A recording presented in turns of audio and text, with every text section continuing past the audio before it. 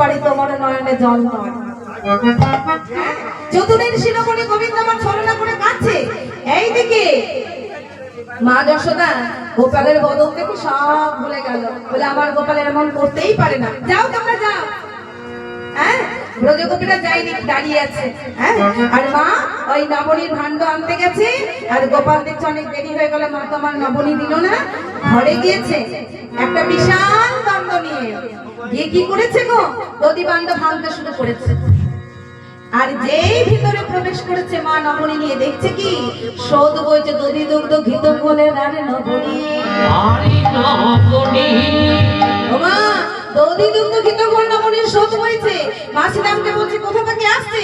সীতাম ভয়ে এগুলো কথা না বলে মুখে আঙুল দিয়ে বলছে ঘরে আছে। যা, মুখে আঙুল দিয়েছে, এই ইশারা করে বলছে ঘরে আছে, যে করেছে। মা গিয়ে দেখছে গোপাল আমার সব ভাঙছে। অমনি কান ধরে বাইরে নিয়ে এসে বলছে, এই গোপাল, বলার দুষ্ট করবি?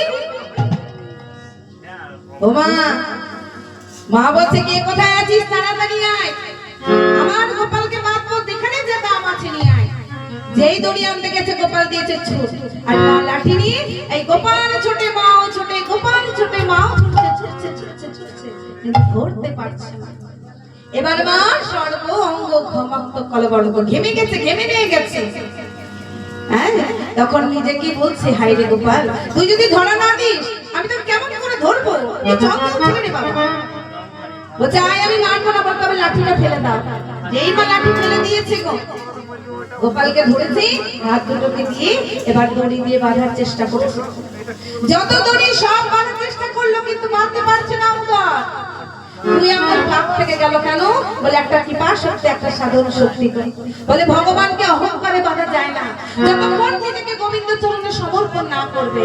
মা নিজেকে সমর্পণ করলো কখন? যে গোবিন্দ, আমি কেন তোমায় বাঁধতে, কেন পারছি না আমার গোপালকে বাঁধতে, তুমি কি পার না করলে পারবো না। এই যে নিজেকে সমর্পণ করেছি, অমনি গোবিন্দ আমার ধরা দিলেন, বাঁধলেন।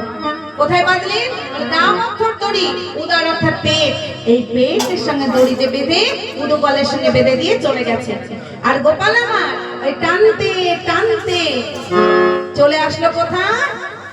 জামাল অর্জুন বৃক্ষ যেখানে আছে সেখানে। এই জামাল অর্জুন দুইজন কুবেরের দুই সন্তান।